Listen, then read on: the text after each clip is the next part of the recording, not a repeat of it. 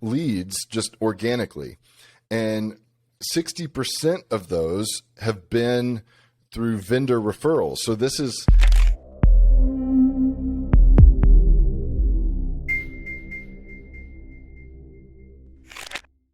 And I've been really excited to do this with you, especially because we've been working together for a long time in the WLMA. You know, back when you were still in your 9-to-5 trying to go full time in this, you have now reached 6 figures in the business, which is super exciting. And now your second year, you're already, it's just halfway through the year and you're already at what number right now? Yeah, right now I'm at 103,000 right now in sales, and we just finished July. So, or we're just in July. So, yeah, pretty excited. That's awesome. That's awesome. And super exciting because pretty close, you know, it's only halfway through the year. You possibly could be doubling what you hit last year as well. But congrats on that. Cheers to that as well. And so first thing I really wanted to dive into as well, so people get a better background about you and everything.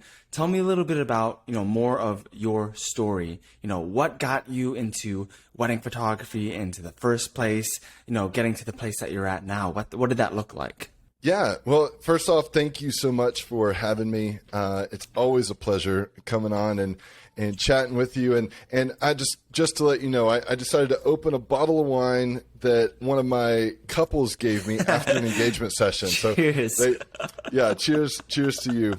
And the WLMA, of course. But yeah, so kind of looking back, just sort of where it all started, I really dove into photography when I lived overseas. So my wife and I lived in the country of Haiti for 7 years. And in that time down there, I learned a lot about the power of storytelling through images, doing humanitarian work, and taking pictures of the activities we were doing, as well as doing some work with the Ministry of Tourism and really kind of boosting local tourism in the area we lived. And so we moved back about 5 years ago now. And when we did, I had this passion for storytelling, a passion for photography. And I had a background in environmental work and growing up here in the mountains, and like, how do I blend those together? And honestly, adventure wedding photography sort of fell into my lap. And it was a huge blessing. Obviously, as you said, I didn't start off right away. You know, I didn't hit the ground running with a full-time wedding photography business. I had to take time to kind of build up from scratch, more or less. And so I did have the 9-to-5. I was doing environmental conservation work, and really enjoyed it. I really loved the work, spent a lot of time outdoors. And I one of the difficulties of COVID was the job that I had. At least it was a grant funded position. And so whenever the pandemic came, like it kind of wiped out the funds that were providing me a job. And so, fortunately, the saving grace and all that is that with my stimulus check, I paid for this course called the WLMA. You may have heard of it. And excuse me. And so like when I did lose the job, I already had the knowledge that I had gained from the course.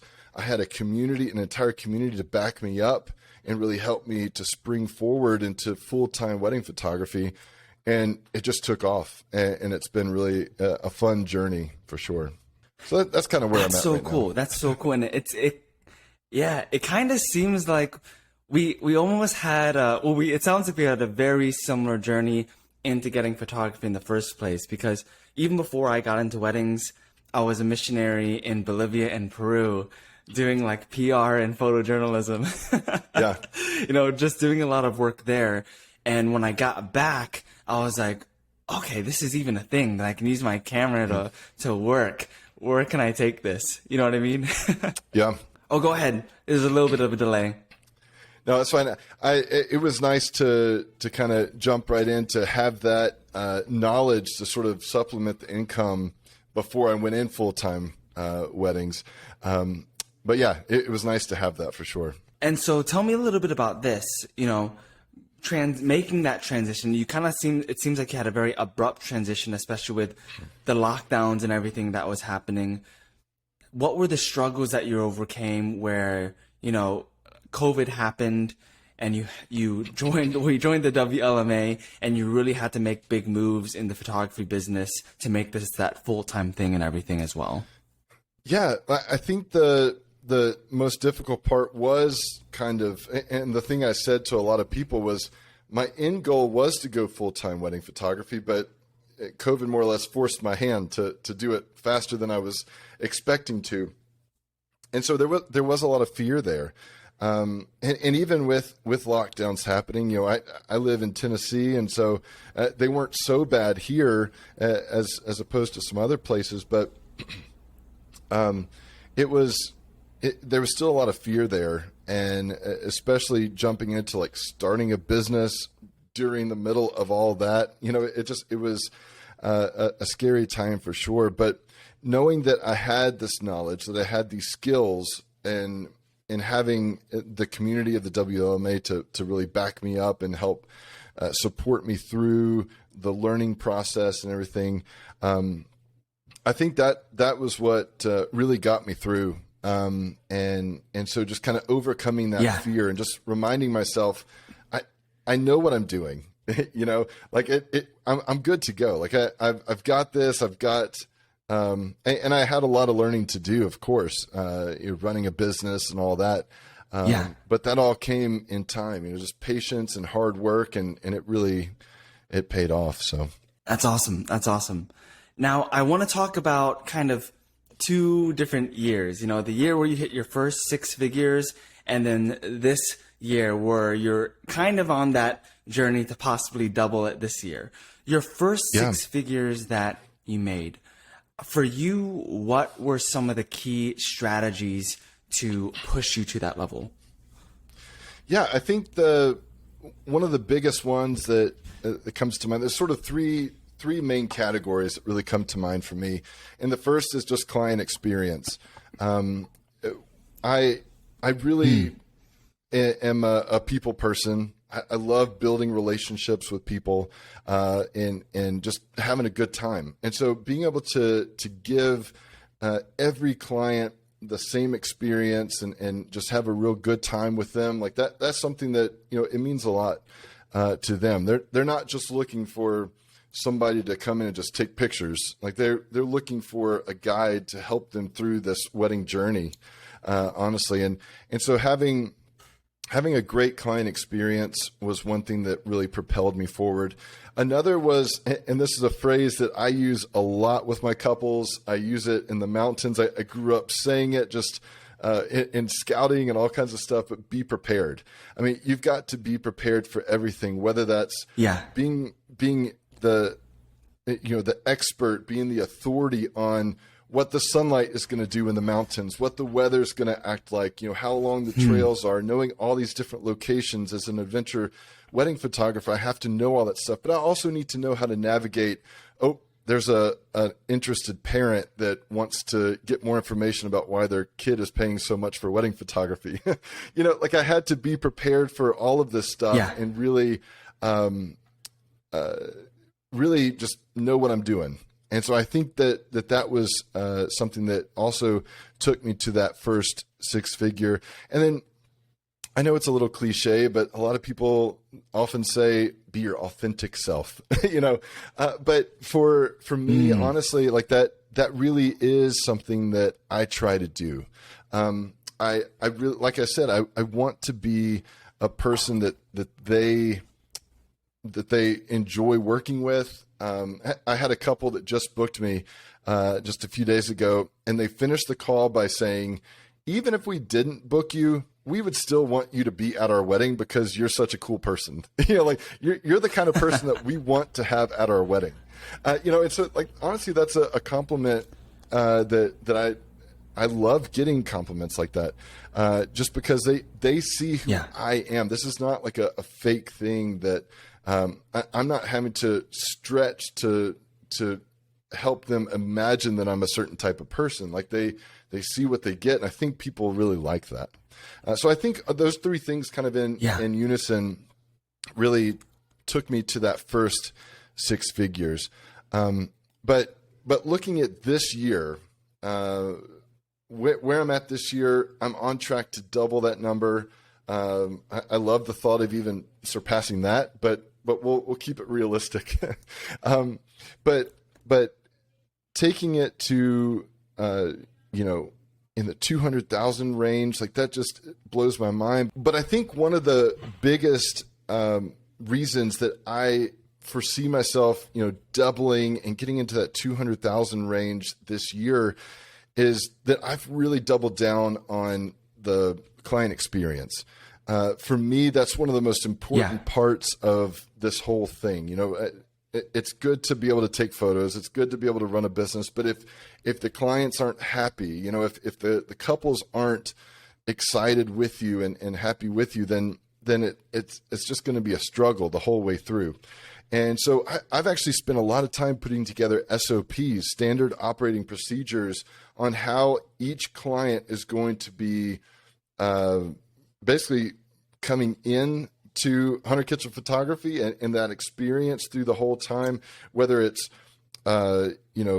setting up email series that they're going to be getting for information so they can be learning from me, or automated emails I'm sending out to them so I can get the certain information that I need from them about the wedding day, setting up calls, all this kind of thing. Yeah. So that they're all on they're on the same page, I'm on the same page, and everything is in order. And I think having that standardized procedures that I have for each client, I know it sounds tedious and it sounds maybe even annoying to some people, especially those of us that are a little more free-spirited. But having that kind of regiment helps it to become more natural. In time, it's become something that's natural to me. I've created these habits that have allowed me to really let people feel, again, like this is all kind of an authentic and natural and real process that they can enjoy. And yeah, I don't know. That was something that has really kind of propelled me forward in this year. That's awesome. So it sounds like, number one, being able to really build that relationship with them authentically from the get-go. So when you're in those wedding consultations with them, they feel at home in there. They feel, and you're able to communicate them with the experience that you're going to take them in that long-term kind of a thing, that they're going to get the most out of you outside of anyone else kind of a thing. Is that correct? And where are most of these clients kind of finding out about you as well? Is it usually Facebook ads? Is it usually word of mouth? Is it vendor referrals? Where has the majority of these potential clients found out about you as well? Yeah, so let me kind of jump back to the last year. Last year, as I started out in the WLMA, I really ran a lot of Facebook ads for free sessions, free engagement sessions, things like that. And that was huge to really build my portfolio and really kind of kickstart my business in a way and really bring in those leads. Build that momentum. But yeah, exactly. And that's what I really needed. Because starting from scratch, when I started the business in America, just doing it part-time, I put all my effort into social media, and that just wasn't really bringing me anything. And so with the Facebook ads, that was giving me the lead generation that I needed. It was coming in. Like, just every month. I was having just dozens of leads coming in. It was great to have that. This year so far, I've run one ad, and the reason I've not had to run ads is because I've had a constant flow of leads just organically, and 60% of those have been through vendor referrals. So this is like all of that's awesome. The free engagement sessions that I ran, that I had, I booked those clients, had a great success rate in booking those clients. And the venues that I shot at with them, I put a lot of effort into building a relationship with those venues.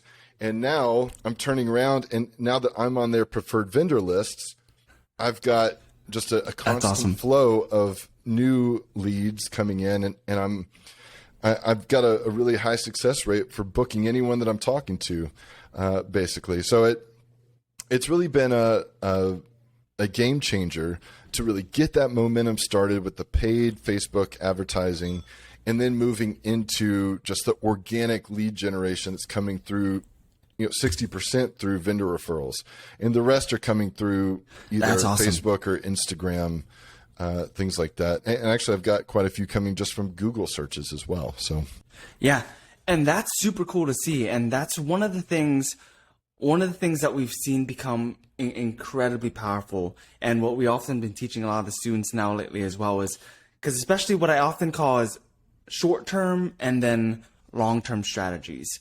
Facebook ads work really fast to build momentum, and it's something that you can always fall back on to build that consistency, to always have that stream of leads when you need. But then you want to be able to elevate the brand even further, have things outside of those ads as well. And that's where the long-term strategies I often see come in, where it comes into things like SEO and things like vendor referrals that can become really strong. And it's been really cool to see like those work together really well also. So for the people who especially want to get into these deeper relationships, like with these vendors, get on these vendor lists, and to push their business forward, what are some tips you could give to wedding photographers and filmmakers to do that as well? Yeah, I think first off, just having a great first impression.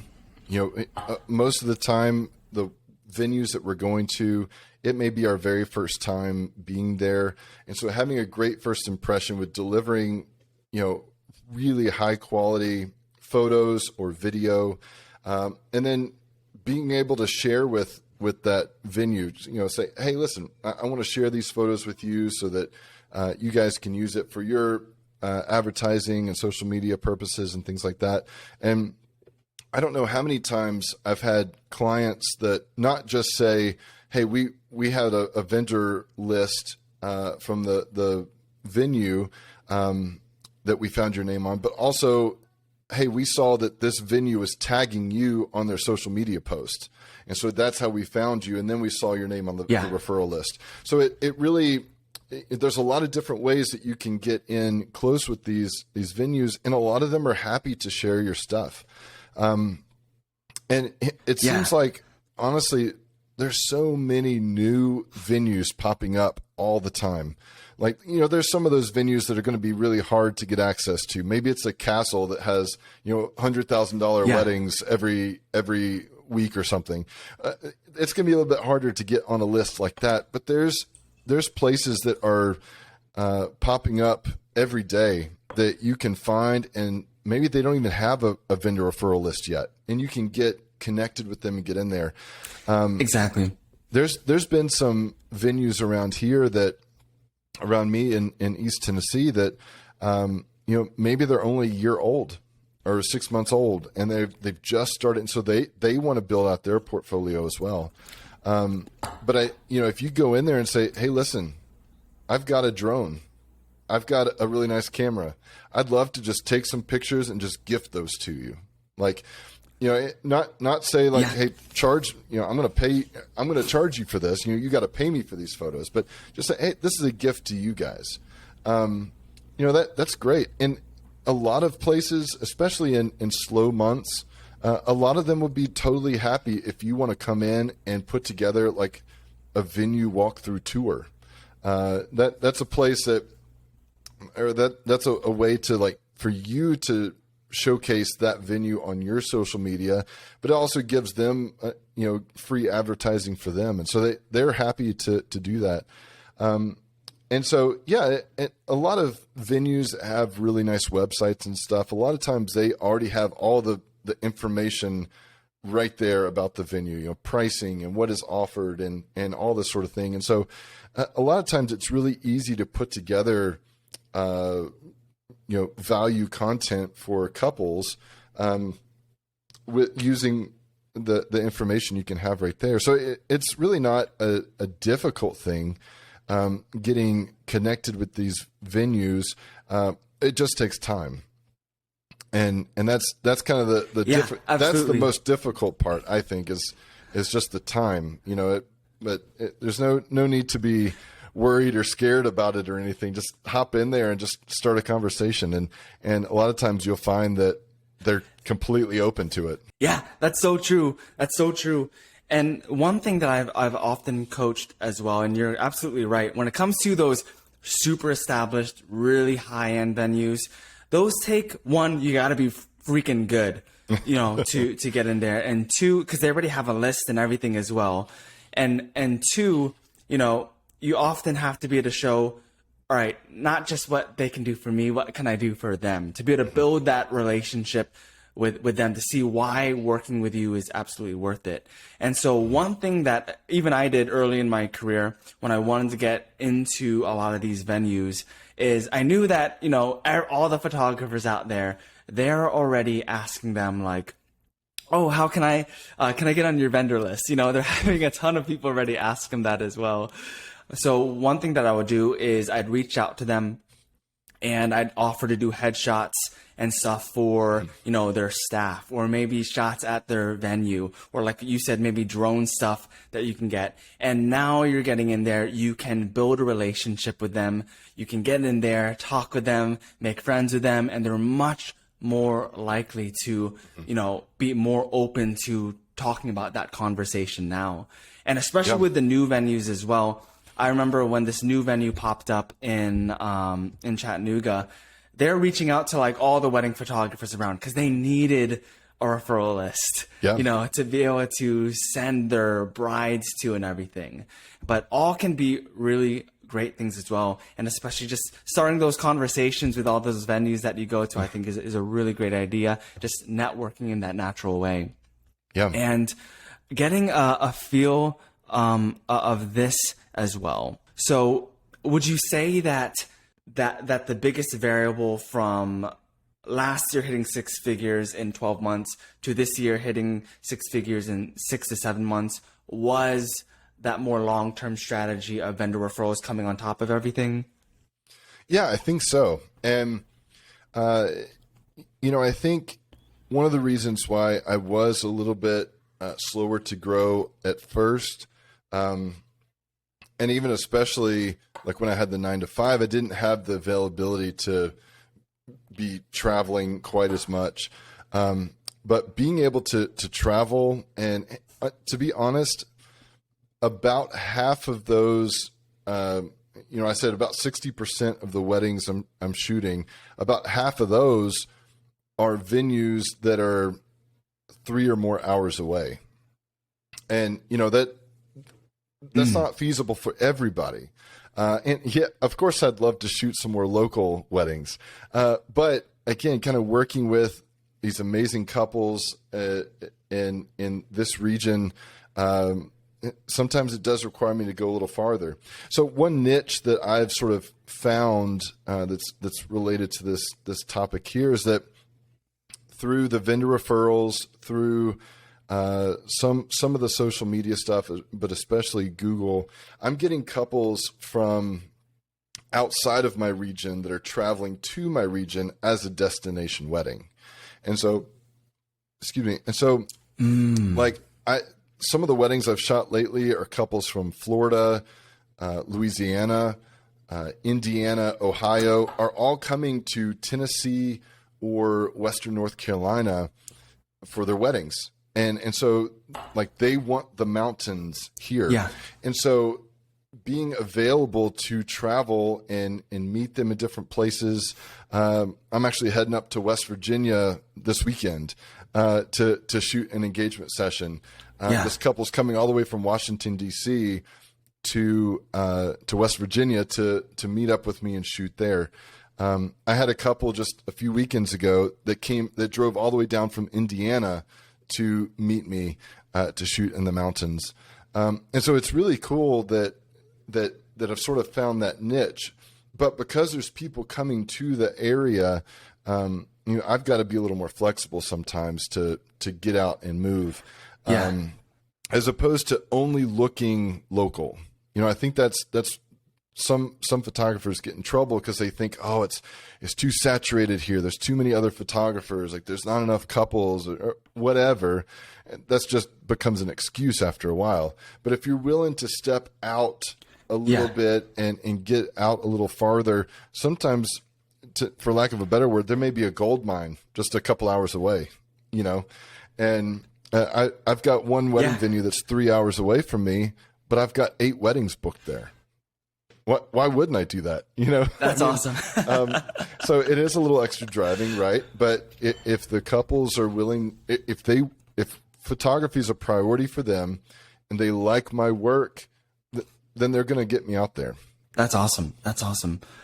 Now, this is a question I asked Aiden as well. And I think this is such an important question as well, because for people who really do feel like they're struggling with their wedding photography or filmmaking business as well, this can give them kind of a good game plan from your perspective of everything that you've went through in the WLMA and as you built it through other areas as well.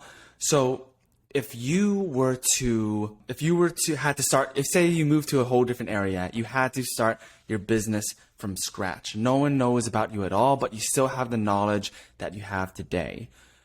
What would you do to grow the business to the level that it's at right now in a much faster time frame than it originally took you?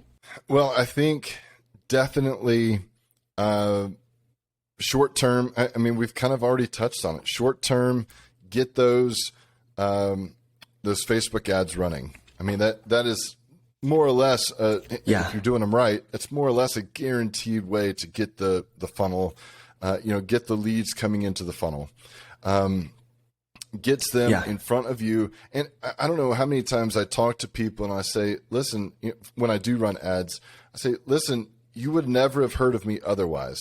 That's why I put my name out there on that Facebook ad for you to find me, you know?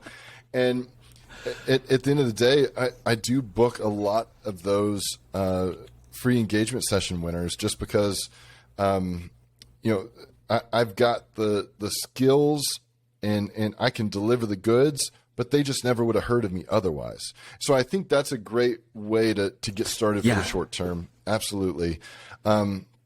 But you've got to start building those relationships right away.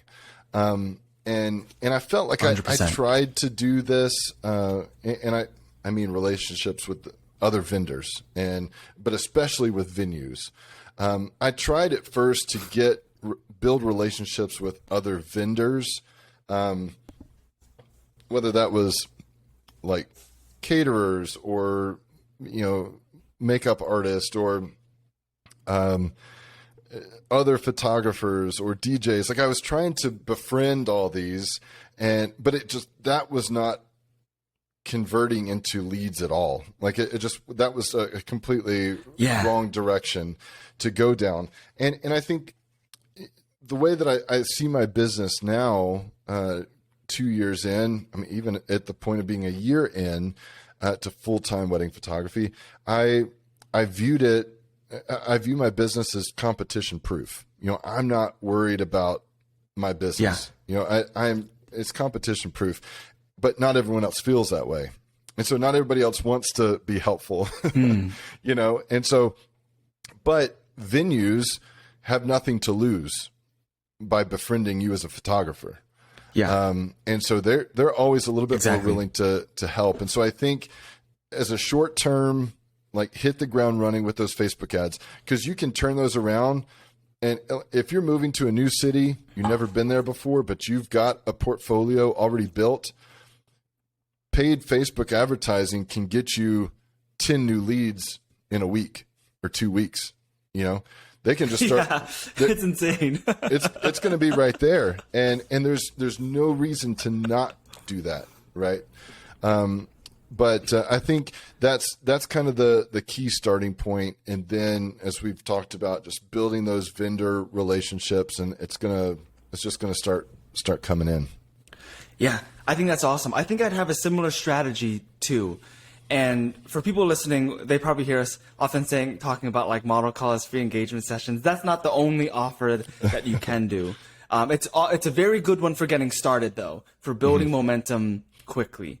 And I think I would do the same thing. Like if I were to start from scratch, let's say in a whole new city, I'd probably start off with model call ads really quickly just to really start building relationships fast and just really start building momentum off of that.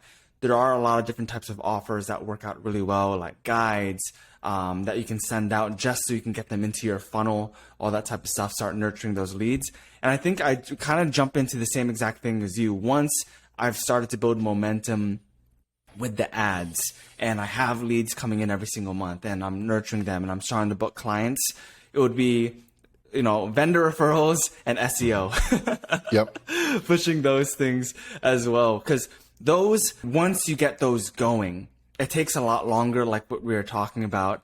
But once it gets going, it's hard for that momentum to stop. You maybe don't have as much control as far as the leads and everything as like ads and everything, but it can be such a powerful layer on top of that as well. But that's super cool. For me, the one thing that I can say now, like you said, that it is a little bit daunting. There's times where the leads coming in are slow when you rely on this method, but I've still been booking between 5 and 7 weddings a month this year. Yeah. And so like that's enough. That's enough. Just, with retainer fees coming in and then just regular payments for weddings that are going on right now. Like that's enough to really, help support my family and us live comfortably. Right.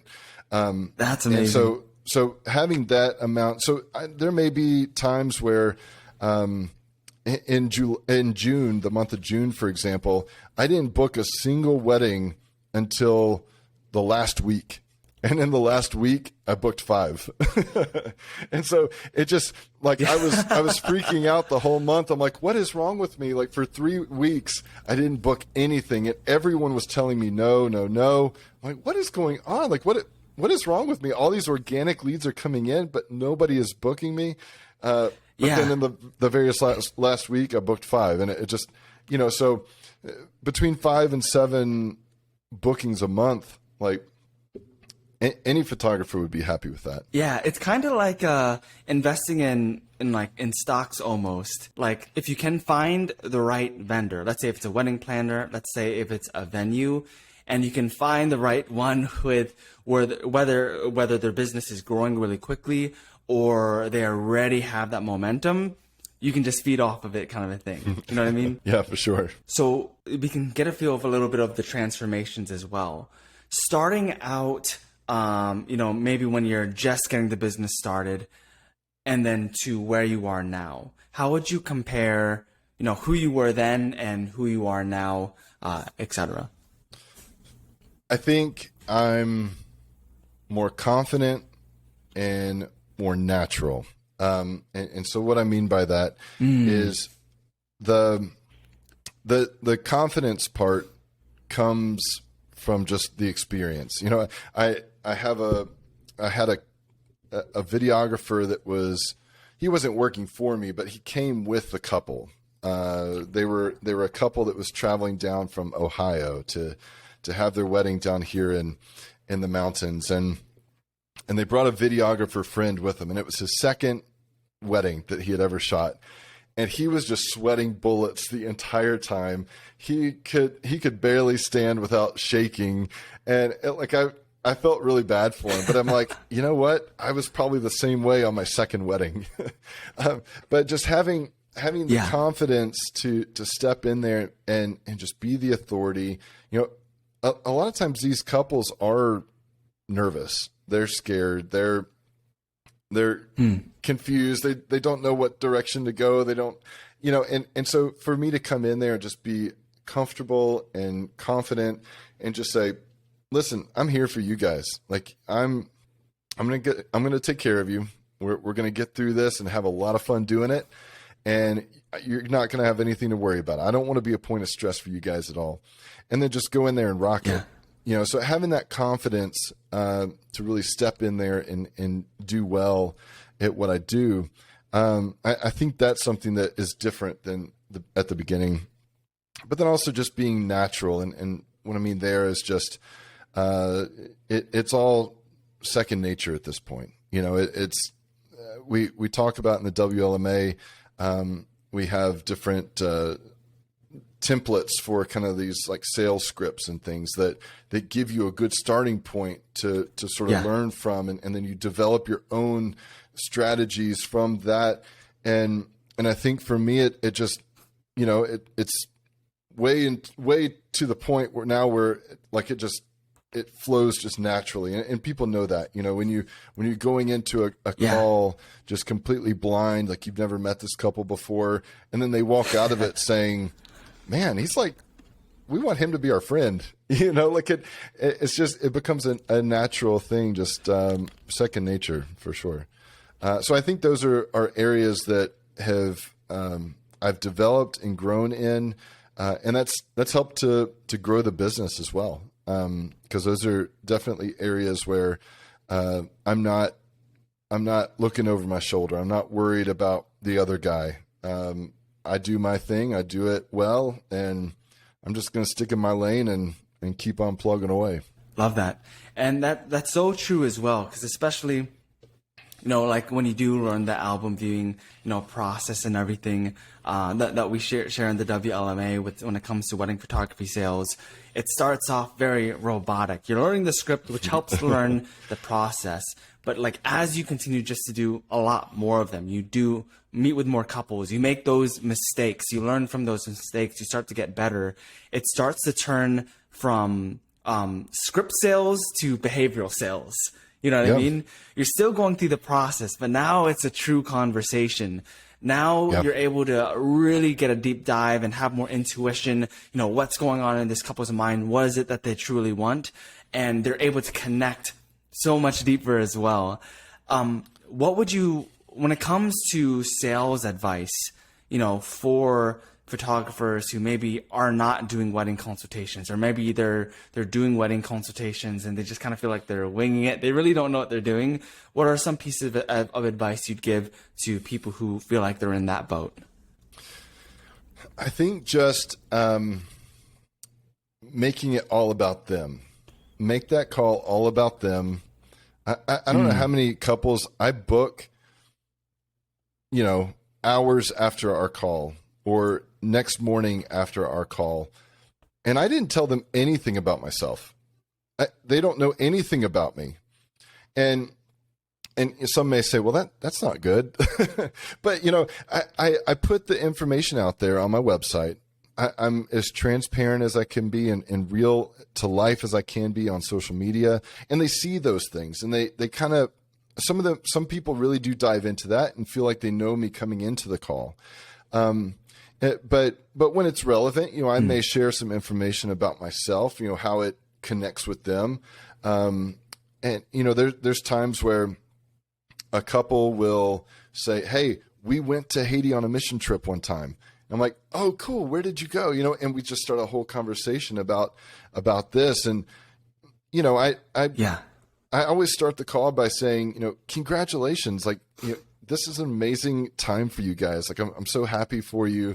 Like, before we talk about photography at all, I want to get to meet you guys, you know, and just jump right into meeting them and talking with them. And photography is almost an afterthought that we'll get to later, you know?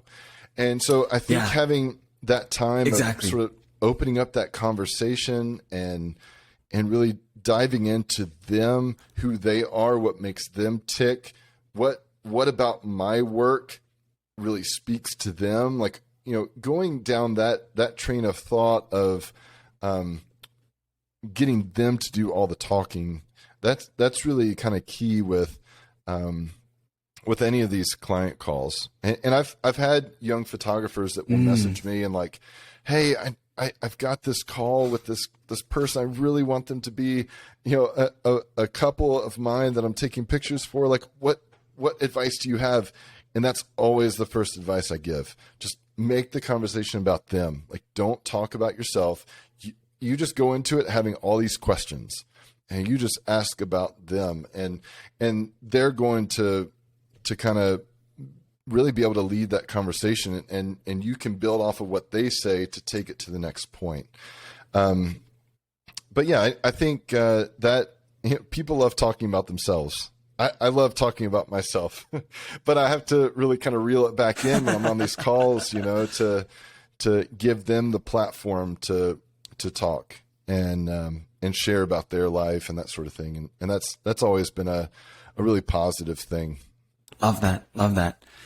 And now, what would be one piece of advice you would give, wedding photographers or filmmakers who are really struggling with their business? They don't know where to start to really get things on track. What would be one piece of advice that you would give them to really start moving their business in the right direction?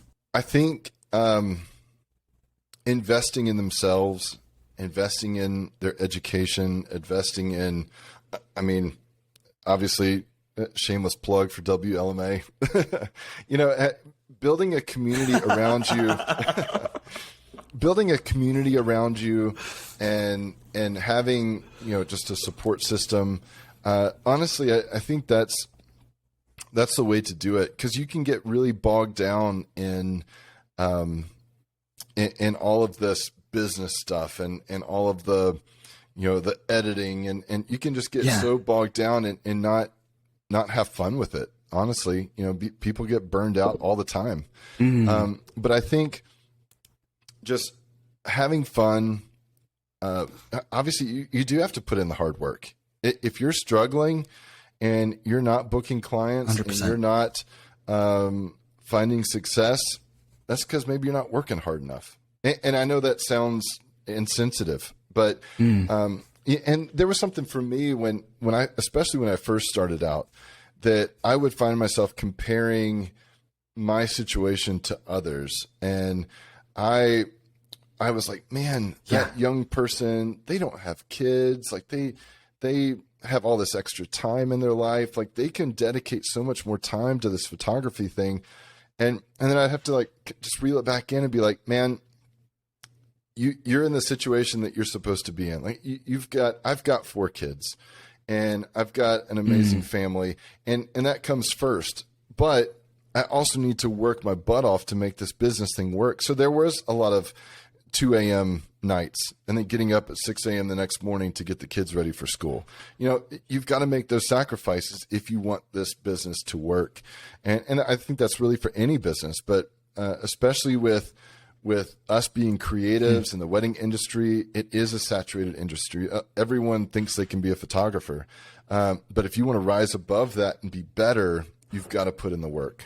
Love that. And that's so good as well. And I love that point that you mentioned as well. And really, everyone's in a different situation, different demographics of their type of ideal clients, different states, different cities, and the sacrifices and the speed of growth is always going to look different, but you always got to just make sure you're doing your part, giving it 150%. So also, Hunter, where can we find you as well? Yeah, absolutely. My website, hunterkittrell.com, and social media, Hunter Kittrell Photo. If you are looking on Instagram, Hunter Kittrell Photography, if you're on Facebook. And yeah, so I try and post daily. Doesn't always happen, but I try. Yeah, hit me up if you've got any questions, and I'd love to chat. Dude, thank you, man. This was awesome. Absolutely. My pleasure. Anytime.